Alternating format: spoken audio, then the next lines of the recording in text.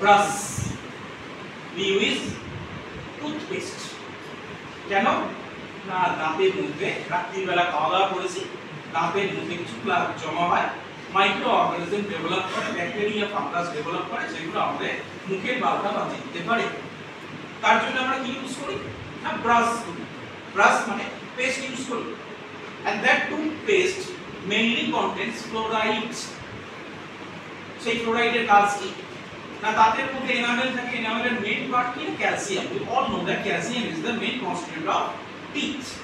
তাহলে ওই ক্যালসিয়ামটা ফ্লোরাইডের সঙ্গে বিক্রিয়া করে তৈরি করে calcium fluoride, and that calcium fluoride forms a layer on above teeth। তার ফলে কি হয় ওই যে মাইক্রো অর্গানিজম বা ব্যাকটেরিয়া যেগুলো আমাদের গ্রোথ করার সম্ভাবনা ছিল সেটা কি হয়ে যায় ডিস্ট্রয়। তাহলে ফ্রম দ্য ভেরি বিগিনিং ঘুম থেকে উঠে প্রথম কাজ ব্রাশ, শুরু করলাম কি দিয়ে পেস্ট কি না টুথপেস্ট ইউজ করে। হলো first right one.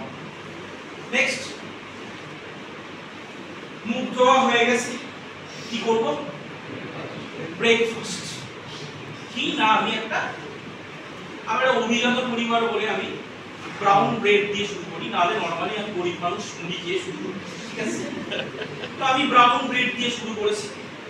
Brown bread নিশ্চয়ই তোমরা খাও, কারণ কলা ডিম পাউরুটি আমরা সবাই খাই মরলেস খেয়ে। তো এই যে ব্রাউন ব্রেড দেখতে বেশ সুন্দর হয়, ফোলা ফোলা টাইপ, কি হয় না বেকারিতে তৈরি হয়। ইস্ট আর বেকিং সোডা এই দুটো জিনিস, সেই সম্বন্ধে একটা খুব সংক্ষিপ্ত টক। এই টকটা হয়তো 1000 পাতা 50,000 পাতা হতে পারতো, কারণ chemistry importance in daily life এটা একটা পিপিটি বানিয়ে 20 পাতা 25 পাতা পিপিটি বানিয়ে হয় না।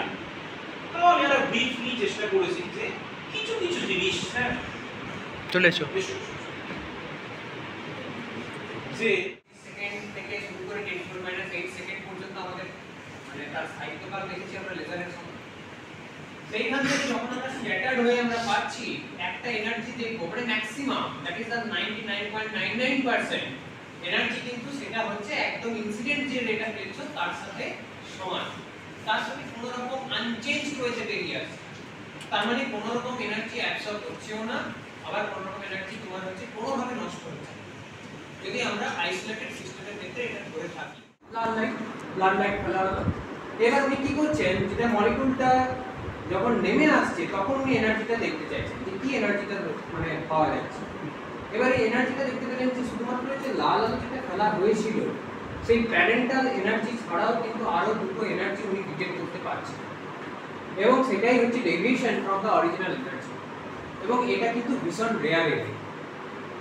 মানে ঘটনা বলি, স্যার সিভি রমন যখন এই আবিষ্কারটা করেছিলেন উনি একটা, আমি যদি এখানে আমি সেটা রাখতে ভুলে গেছি, একটা ছোট্ট এইটুকু নোটস লিখেছিলেন উনি যা পেয়েছিলেন, এবং সেটা সোজা নেচারে পাঠিয়ে উনি তার পরের বছর নোবেলের টিকিট মানে নোবেল যেখানে দেওয়া হবে সেটা টিকিট উনি কেটে রেখেছেন। So this is the confidence, যে মানে এটা এমনই একটা উনি বুঝে গিয়েছিলেন যে that is the much beyond মানে ইমাজিনেশন। এবং উনি যা লিখেছিলেন সেটা পরবর্তীকালে নেচারে পাবলিশ হয় উইদিন 1 মান্থ, এবং তারপর অবশ্যই পরের বছর হতে পারে। এবং এটা কতটা রেয়ার, এবং এটা নিয়ে আমরা যদি আজকে আলোচনা করি, প্রথমেই মনে স্যার অলরেডি বলেছি যে বিজ্ঞানী স্যার সিভি রমন স্যার বলা হয় কারণ উনি উপাধি পেয়েছিলেন। এবং স্যার সিভি রমন কি করেছিলেন, উনি কিছু করেননি জানো তো, তোমাদের মতো স্বাভাবিক কি করছিল যে একটা স্পেকট্রাম দেখছিল, মানে একটা জাস্ট মলিকিউল এক্সাইট করছে লেজার দিয়ে, মলিকিউল এক্সাইটেড হচ্ছে, আবার কিছু কিছু স্বাভাবিক আমরা দেখেছি লেজার যখন করেছি যে একটা নির্দিষ্ট সময় হতো সেটা আবার নিচে নেমে চলে আসে, সারাক্ষণ এক্সাইটেড স্টেটে থাকে না। তাহলে যখন নিচে নেমে আসছে সেখানে একটা ট্রানজিশন উনি দেখছিলেন যে